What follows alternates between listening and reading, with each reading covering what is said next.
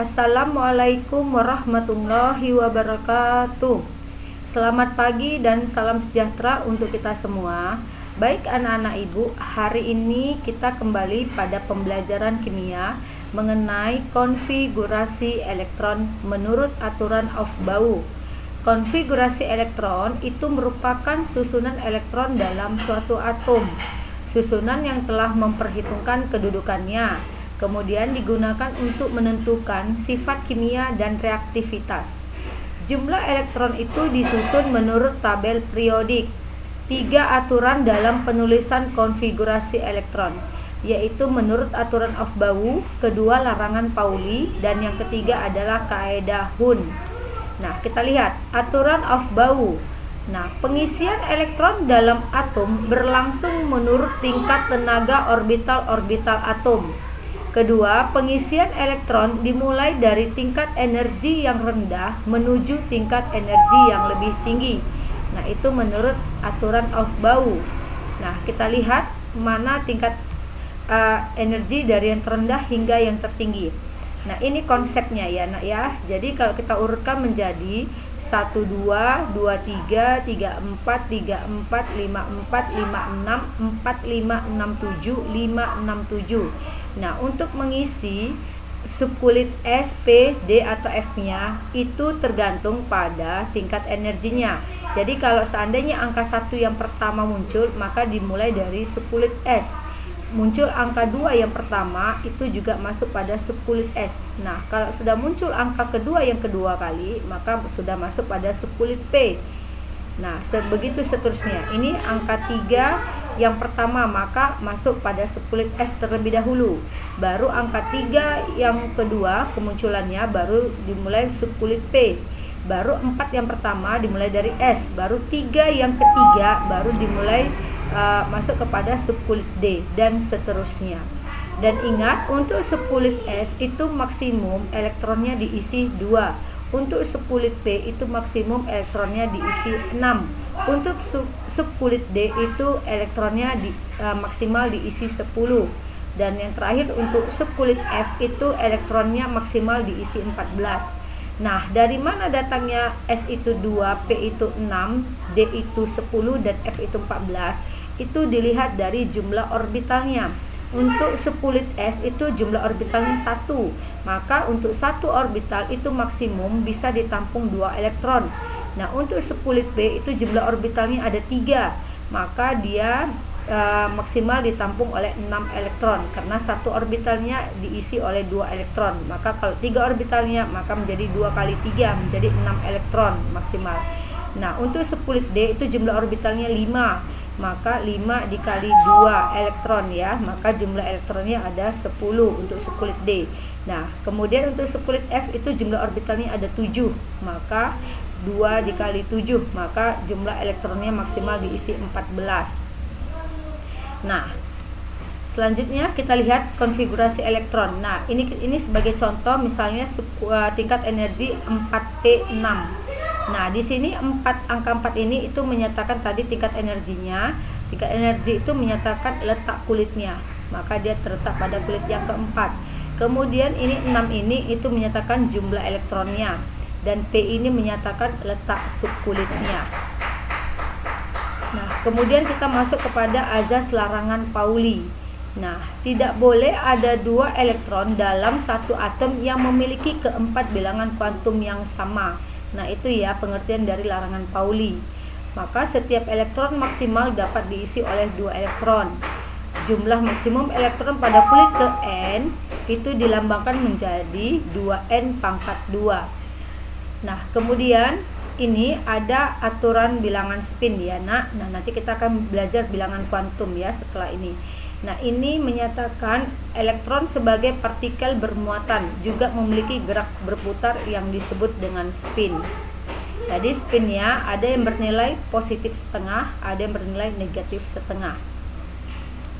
Nah, kemudian kita lihat aturan Hund. Nah, aturan Hund itu adalah pengisian elektron pada orbital dengan energi yang sama tidak akan membentuk pasangan terlebih dahulu. Nah, elektron-elektron dalam orbital-orbital suatu subkulit cenderung untuk tidak berpasangan. Nah, ini tujuannya agar dia lebih stabil, Nak. Karena kalau seandainya dia diisi terlebih dahulu berpasangan, maka ada orbital yang tidak terisi. Nah, itu menjadi dia lebih tidak stabil.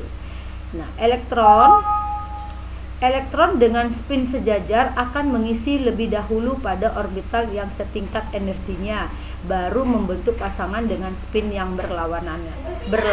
Nah, seperti itu cara pengisiannya. Kita lihat contohnya. Ini subkulit P dengan jumlah elektronnya 2, maka dituliskan seperti ini. Jadi P tadi jumlah orbitalnya ada 3, maka jumlah elektronnya tadi 2, maka diisi dulu 1 dan tidak boleh seperti ini. Nah, ini contohnya ya, yang ini tidak boleh ini tidak menurut aturan Hund. Nah, ini langsung diisi di dalam satu orbital itu diisi langsung 2.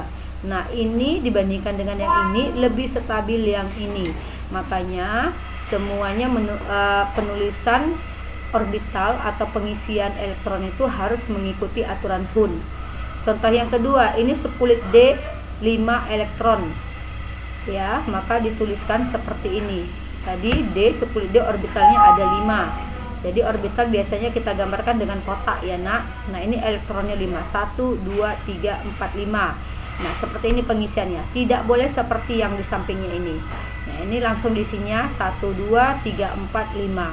Nah, kenapa? Karena ada 2 orbital yang tidak terisi elektron.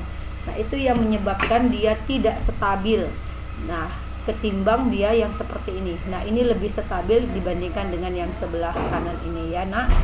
Oke, kemudian contoh yang ketiga itu D sama dengan 7. Maka dituliskan setiap orbitalnya dituliskan dulu dengan arah spin yang sama. 1 2 3 4 5 arah spin yang ke atas ya, Nak. Baru dimulai lagi ke arah spin yang ke bawah. 5 6 7. Nah, seperti ini. Nah, jadi jangan seperti ini yang di sebelah kanannya ini. Nah, ini tidak benar ya, karena ada satu orbital yang tidak terisi elektron. Jadi itu alasannya ya, Nak ya, karena dia cenderung lebih harus yang dicari yang lebih stabilnya. Oke, selanjutnya kita lihat contoh konfigurasi elektron. Ini contohnya atom helium 2, maka konfigurasinya 1s2. Nah, cukup sampai tingkat energi 1 ya, 1s2. Kemudian litium dengan nomor atomnya 3 atau jumlah elektronnya 3, maka 1s2 2s1. Nah, jadi masuk tingkat energi yang kedua 1 2. Nah, ini kalian isi subkulitnya S, kemudian jumlah elektronnya untuk S maksimal 2, kemudian sisanya lagi 1.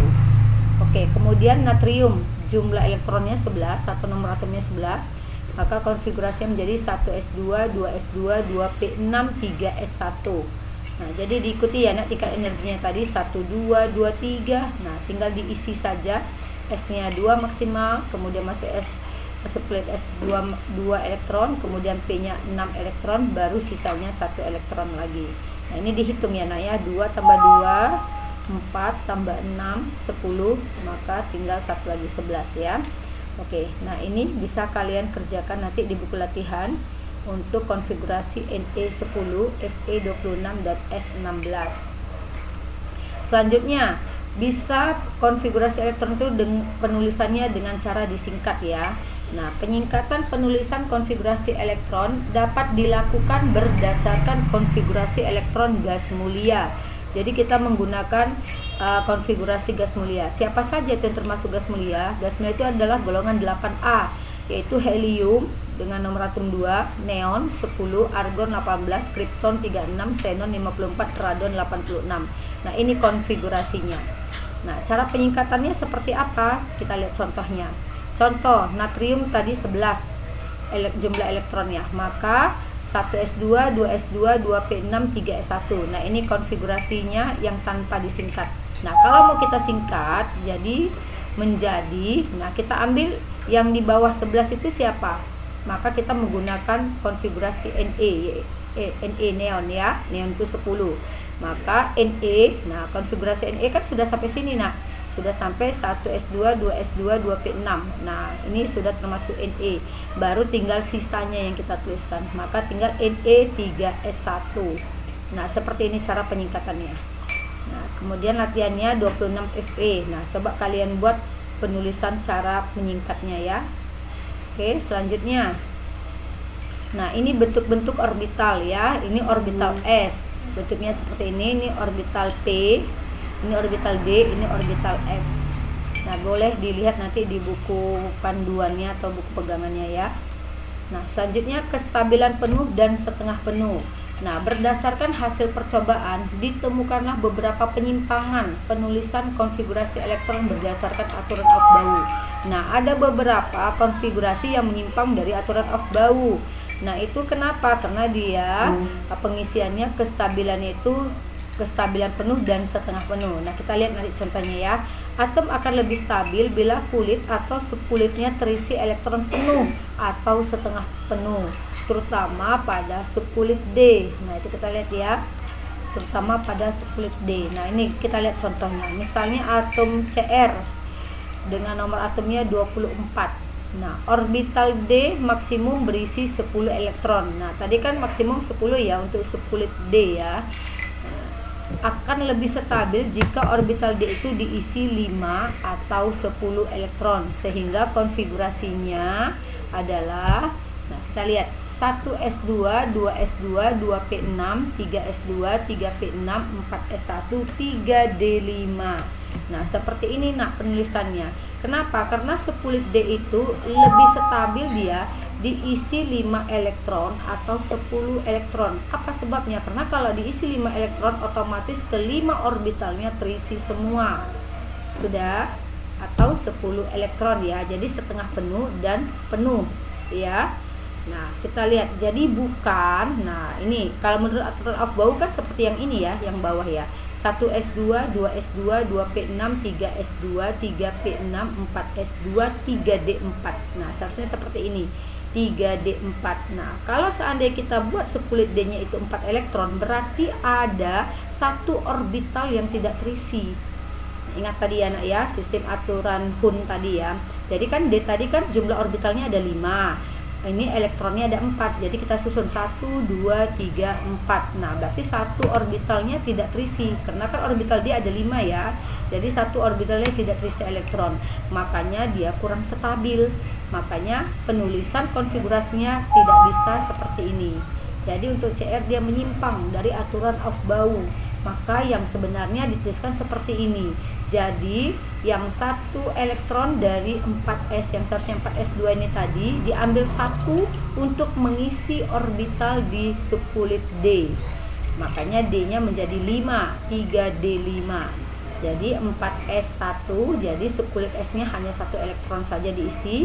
Kemudian masuk subkulit D-nya 5 orbital, maka kelima orbitalnya terisi 5 elektron. 1, 2, 3, 4, 5. Nah, seperti itu ya nak ya. Nah, inilah yang ada beberapa unsur yang dia menyimpang konfigurasinya ya dari aturan Aufbau. Nah, ini juga contoh yang kedua yaitu Cu29. Maka konfigurasinya yang benar adalah 1s2, 2s2, 2p6, 3s2, 3p6, 4s1, 3d10. Nah, itu ingat ya nak. Nah, kenapa? Karena kalau seandainya kita buat seperti yang di bawah ini, 1s2, 2s2, 2p6, 3s2, 3p6, 4s2, 3d9, otomatis pada orbital D, ini subkulit D, ada satu elektron, satu orbital yang tidak berpasangan ya nak ya, karena kan D-nya 5 tadi ya. Maka kita susun 1, 2, 3, 4, 5 dengan arah spin yang sama dulu, arah ke atas, kemudian baru arah spinnya ke bawah. 5, 6, 7, 8, 9. Nah, berarti yang untuk yang ke-10-nya itu kan dia tidak berpasangan satu orbitalnya. Nah, maka lebih baik diambil satu elektron dari subkulit S-nya itu 1 menjadi 3d10. Maka subkulit S-nya menjadi 1.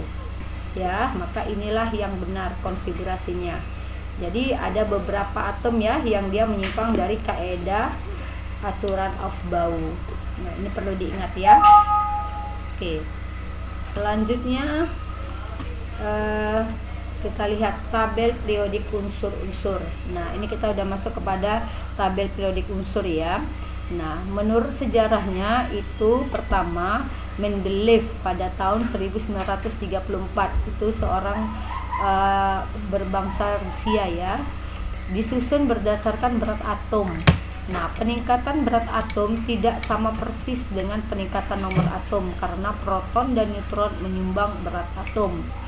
Kemudian yang kedua, ada kemungkinan nomor atom kecil, berat atom besar disebabkan karena neutronnya besar. Nah, itu menurut tabel periodik dari Mendeleev. Kemudian yang kedua, tabel periodik modern disusun berdasarkan nomor atom dan berat atom. Nah, nomor atom dibagi menjadi proton dan elektron. Nomor atom meningkat, maka berat atom juga meningkat. Dalam tabel periodik itu vertikal itu menyatakan golongan atau unsur-unsur dengan jumlah elektron terluar sama sehingga sifat kimianya mirip. Kemudian horizontal yang mendatar itu menyatakan periode, yaitu tingkat tenaga atau kemungkinan tingkat tenaga berikutnya. Ya. Kemudian selanjutnya kita lihat sistem periodik modern. Nah, di dalam sistem periodik modern itu dapat dikelompokkan menjadi ada 4 blok ya, blok S, blok P, blok D, dan blok F. Yang mana saja itu blok S? Nah, ini blok S ya. Blok S itu adalah golongan 1A dan golongan 2A, itu dikatakan blok S. Kemudian blok P yang ini, blok P itu terdiri dari golongan 3A sampai dengan 8A. Nah, kemudian yang ini unsur transisi yang di tengah-tengah itu dikatakan dengan blok D karena dia nanti konfigurasinya berakhiran pada sekulit D ya nak ya. Nah, itu di golongan transisi. Kemudian golongan F. Nah, golongan F di sini yang paling bawah nanti pada sistem periodik itu menyatakan golongan lantanida dan actinida.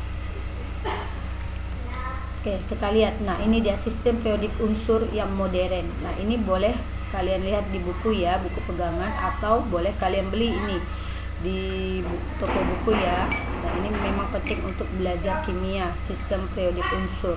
Jadi ini golongan 1A. Jadi kalau golongan bacanya secara vertikal dari atas ke bawah. Ini golongan 1A, ini golongan 2A. Ini menyatakan blok S karena berakhiran pada sekulit S.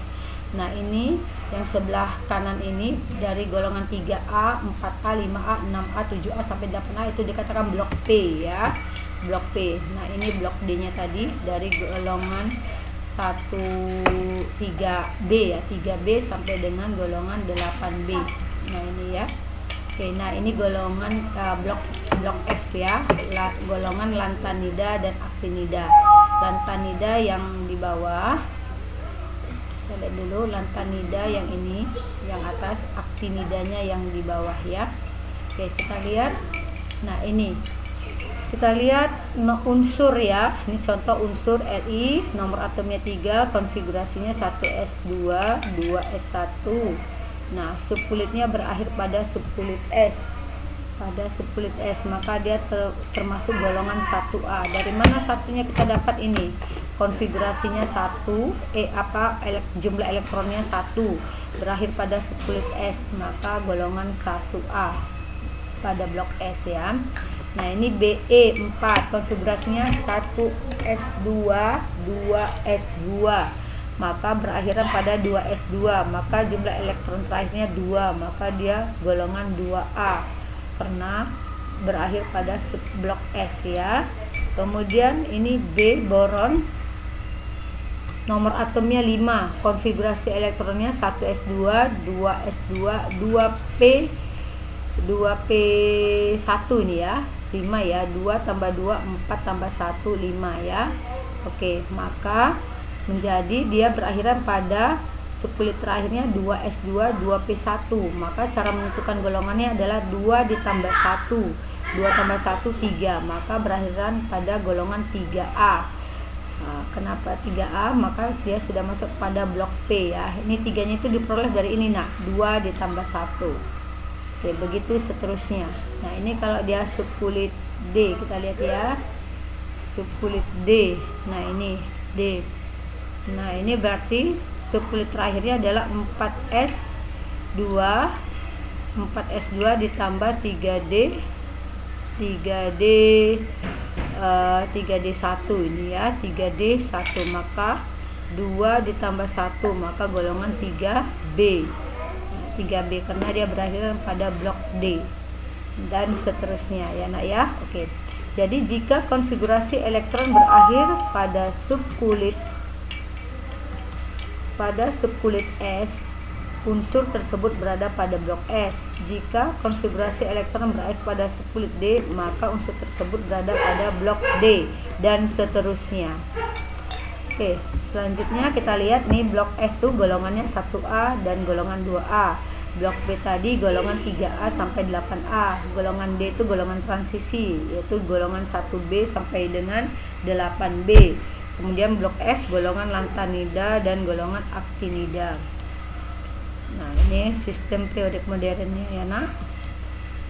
Oke, kita lihat. Nah, contohnya terletak pada blok manakah unsur berikut? Nah, ini 10 Ne dan 25 Mn. Maka jawabnya adalah 10 Ne, 1s2, 2s2, 2p6. Maka kita buat dulu konfigurasi elektronnya.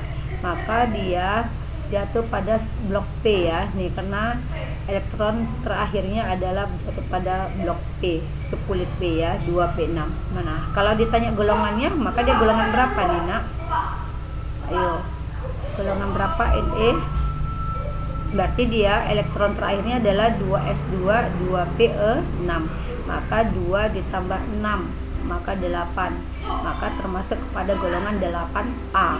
Karena dia termasuk pada subkulit P. P itu adalah blok P itu golongan antara 3A sampai dengan 8A. Jadi kita lihat ininya, jumlah elektron terakhirnya itu 2 ditambah 6, berarti 8A golongannya ya.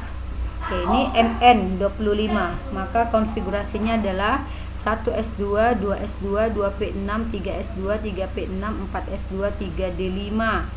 Nah, maka dia jatuh pada blok D. Maka golongannya yang mana? Nah, ini elektron terakhirnya adalah 4s2, 3d5.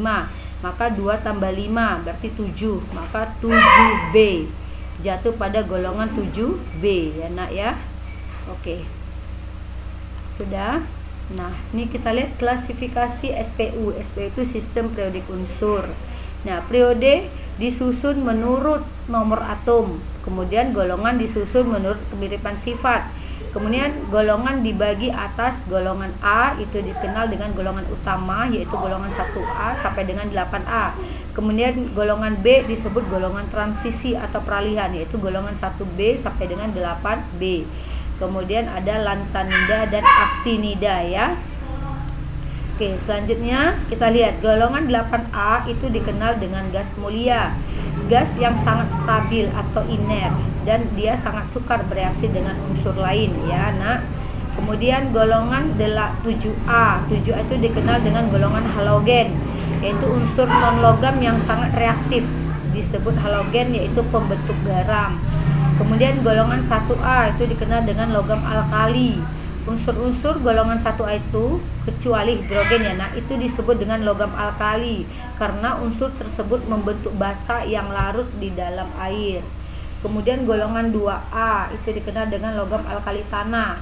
Dia disebut logam alkali tanah karena membentuk basa tetapi senyawa-senyawanya kurang larut di dalam air. Nah, kita lihat sistem periodik yang penting. Nah, ini sifat periodik yang penting ya. Ini sifat-sifatnya kita lihat.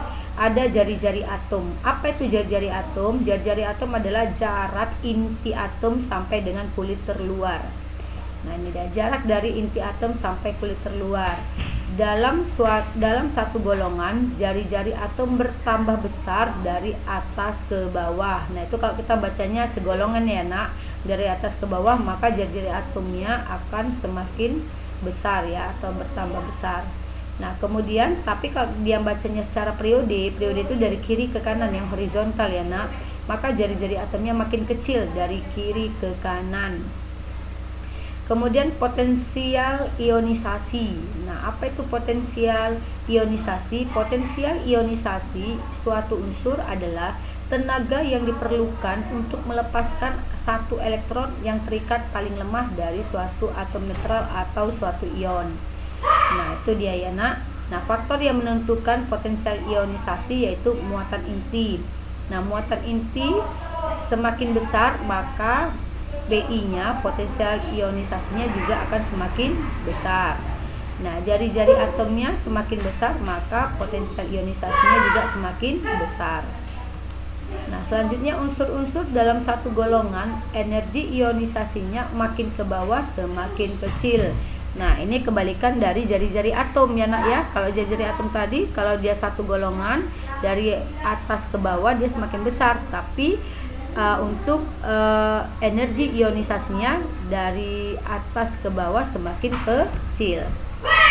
Kemudian unsur-unsur dalam satu periode, gaya tarik inti makin ke kanan makin kuat, sehingga energi ionisasi pada umumnya makin ke kanan makin besar. Nah, beberapa perkecualian ya. Nih, golongan 2A, 5A, dan 8A itu mempunyai energi ionisasi yang sangat besar, bahkan lebih besar daripada energi ionisasi unsur di sebelah kanannya, yaitu 3A dan 6A. Hal ini karena unsur-unsur golongan 3A, 5A, dan 8A mempunyai konfigurasi elektron yang relatif stabil, sehingga elektronnya sukar dilepaskan. Nah, itu ya nak ya, untuk energi ionisasinya sifatnya ya. Selanjutnya afinitas elektron, yaitu besarnya tenaga yang dilepaskan apabila atom unsur tersebut menangkap sebuah elektron dari luar. Nah, dalam satu periode semakin ke kanan jari-jari semakin kecil dan gaya tarik inti terhadap elektron semakin besar, sehingga atom semakin mudah menarik elektron dari luar, maka afinitas elektronnya akan semakin besar. Dalam satu golongan semakin ke bawah jari-jari atom semakin besar, sehingga gaya tarik inti terhadap elektron makin kecil. Atom semakin sulit menarik elektron dari luar, maka afinitas elektronnya akan semakin kecil. Oke, selanjutnya elektronegativitas unsur, yaitu kecenderungan suatu atom untuk menarik elektron dari atom lain yang selanjutnya elektron tersebut digunakan secara bersama-sama. Nah, unsur-unsur dalam satu golongan elektronegativitasnya makin ke bawah akan makin kecil, dan unsur-unsur dalam satu periode elektronegativitasnya semakin ke kanan akan semakin besar. Elektronegativitas terbesar setiap periode dimiliki oleh golongan 7A, yaitu unsur-unsur halogen. Oke, anak-anak ibu, sampai sini dulu pokok pembahasan kita. Oke, nanti latihannya akan ibu beri pada Google Classroom ya nak ya. Selamat pagi semuanya. Assalamualaikum warahmatullahi wabarakatuh.